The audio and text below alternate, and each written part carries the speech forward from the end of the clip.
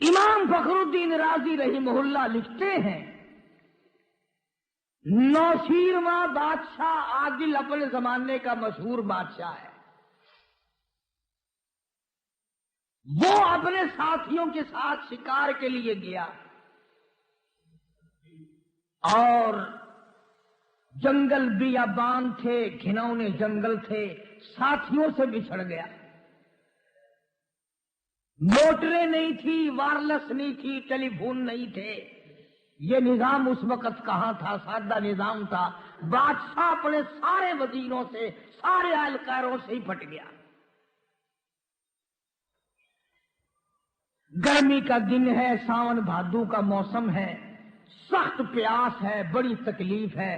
چلتا چلتا سفر کرتا کرتا تھکتا مرتا پریشان ہوتا ہوتا ایک آبادی کی طرف آیا تو ٹھنڈا سانس اس نے لیا. ایک باغ میں جا نکلا، اور باغ بھی اناروں کا ہے. باغ بھی اناروں کا ہے. اس باغ میں ایک نئی عمر کا لڑکا ہے.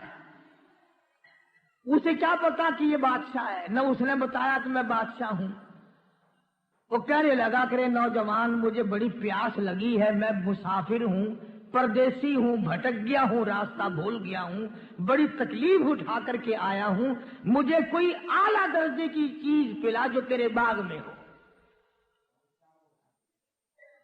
اس نے بادشاہ کے سامنے انار کا ایک دانہ توڑا درخت سے اور اس کا رس نکالا ایک گلاس میں یا برتن میں.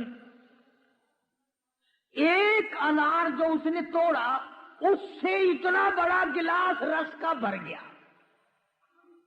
بادشاہ دیکھ رہا تھا بیٹھا ہوا، اور پھر جو اس نے پیا نا، اتنا میٹھا، اتنا خوش ذائقہ، اتنا ٹھنڈا. بادشاہ کہنے لگا یہ تو ساری عمر میں کبھی ایسا رس نہیں ملا، ایسے انار کو کبھی ساری زندگی میں نہیں کھائے، یہ تو کوئی نرالا ہی اسپیشل ہے باغ. کمال ہے بھائی، ہم بادشاہ ہو کر کے سوکھے پوکے کھاتے ہیں، یہ دیہاتی ہو کر ایسے انار کھاتے ہیں. میں تو بادشاہ ہوں، ابھی گھر جا کر آرڈر کروں گا، یہ باغ ہم اس سے چھین لیں گے، قبضے میں لے لیں گے. اور دیہاتی ہو کر ایسے انار کھائے. اللہ غنی. بیٹھا رہا، کچھ دیر آرام کیا، سست آیا. اس نوجوان سے کہنے لگا کہ لو بھائی میں چلتا ہوں، ایک گلاس اور ایسا ہی پلا دے.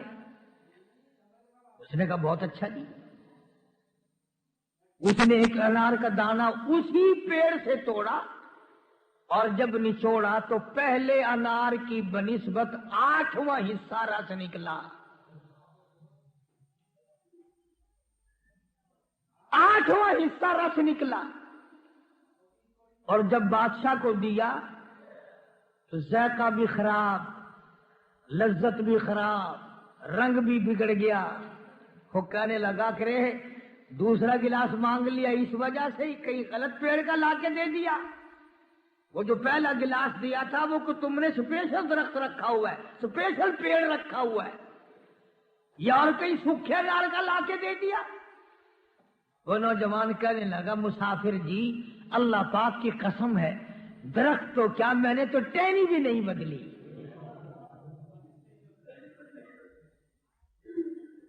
میں نے تو شاخ بھی نہیں بدلی. جہاں سے پہلا انار لایا تھا بالکل اس کی ساتھ کا لایا ہوں، شاخ وہی، پیڑ وہی، باغ وہی، میرا ہاتھ وہی، گلاس وہی، برتن وہی. بادشاہ پھر بادشاہ ہوا کرتے ہیں نا.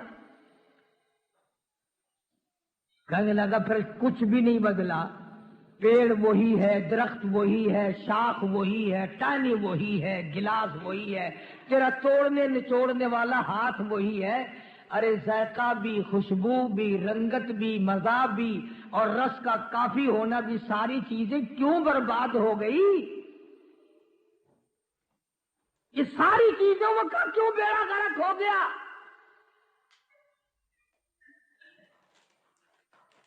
اس باغ کے مالک کا نوجوان معصوم بچہ کہتا ہے مسافر جی ایسا معلوم ہوتا ہے اس ملک کے بادشاہ کے دل میں فرق آ گیا.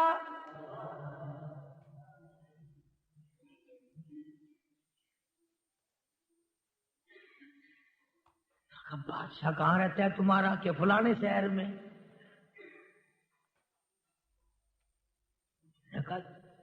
وہاں بیٹھے دل میں فرق آیا کہ ہاں. تجھے کیسے پتا چلا؟ اب میں اگلی بات بتاؤں نا. خدا کی قسم اگر تم عربی سمجھو اور تمہارے دلوں میں سرکار مدینہ سب کہہ دو صلی اللہ علیہ وسلم کا عشق ہو، خدا کی قسم تمہارے جگر پھٹ جائے.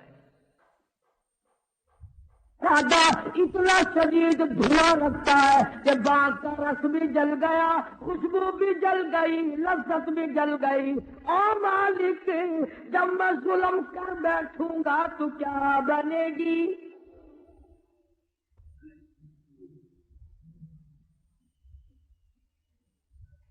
ابھی تو میں نے ارادہ کیا ہے صرف، اور جب یہ ظلم ڈھا دوں گا، جب یہ ظلم کر بیٹھوں گا، پھر کیا تو اس مخلوق کا بنے گا اور کیا میرا بنے گا؟ توبہ کی، استغفار کی، رویا ہے اللہ کے حضور میں. ہاں ہاں بادشاہ رو لیا کرتے ہیں، تم مزدور کبھی نہ روئیو. ریڑھی والا اللہ کے حضور میں کبھی نہیں روتا. اور تو نماز نہیں پڑھتا کہ جی میں تو ریڑھی والا. اور اللہ کے بندے تو نماز نہیں پڑھتا کہ جی میں ٹانگی والا.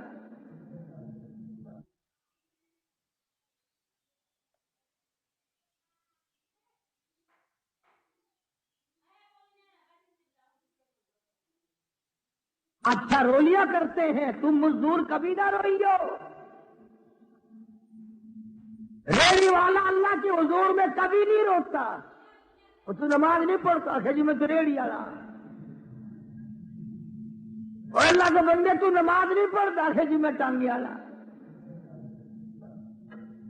اور اللہ کے بندے تو نماز نہیں پڑھتا کہ جی میں تو دیہڑی مزدوری کرتا، رات کی ٹیلی ویژن دیکھنا، مینو کتنے فرصت ہے. جب اسرائیلیوں بھی اتنا کہہ کے دیکھنا نا، جب اسرائیل آوے لا کہہ دینا جی میں تو ریڑھی والا ہے، اور دو رگڑے فالتو لگاوے گا.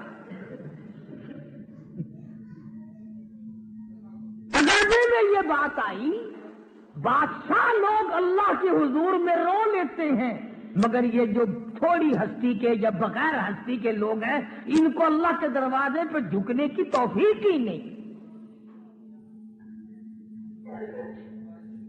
اور اگر کوئی تھپڑ لگتا ہے نا اللہ کی طرف سے، وہ دیکھو جی غریب کو تو اللہ سائیں بھی صاف نہیں پٹن دیتا ہے.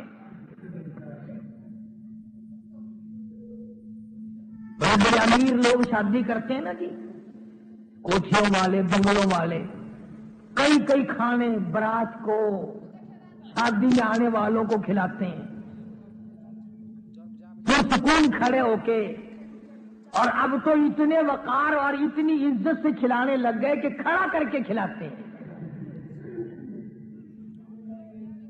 اور ایک تم دیہاتی ہو، کھانے کو ملے گی ایک لپ چاولوں کی، وہ بھی چھولوں والے، اور کنجریوں کے گانے چلیں گے 3 دن. 3 دن کنجریوں کے گانے. یہ مزدور، یہ پتھیرے، یہ چاروں طرف کے محنت کش لوگوں کا حال تو دیکھو. گھر میں آتا نہیں، بیوی بیمار پڑی ہے، بچے کو سانس نہیں آتا، ٹیپ چل رہی ہے، کنجری کا گانا سن رہا ہے.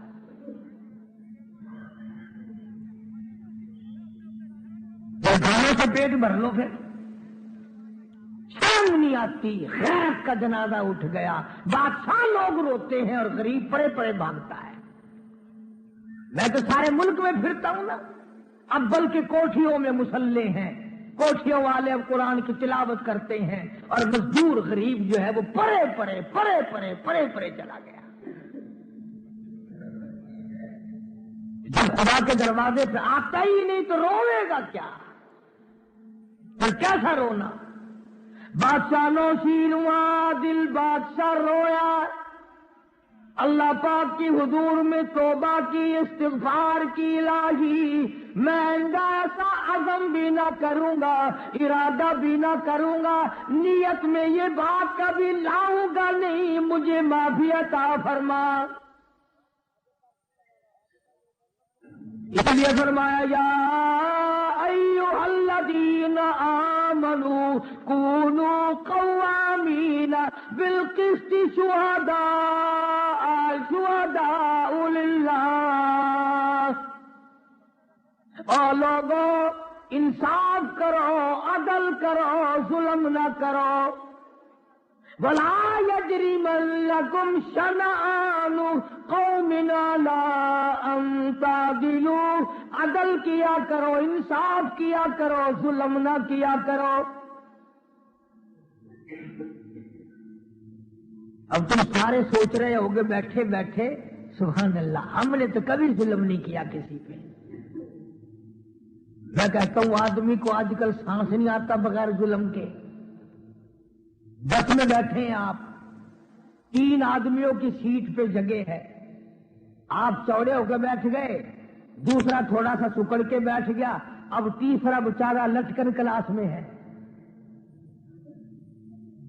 1 گھنٹہ تیری ساتھ اس نے سفر کیا، تو نے اسی میں اس کا حق مار لیا، اور تجھے پتہ بھی نہ چلا، تیرے اعمال کا بیڑا غرق ہو گیا، مجھے علم بھی نہ ہوا۔ مولانا اشرف علی تھانوی سبکت رحمت اللہ علیہ نے لکھا ہے کہ ایک آدمی قتل ہو گیا، اس کے قتل کے کیس میں ایک آدمی پکڑا گیا جو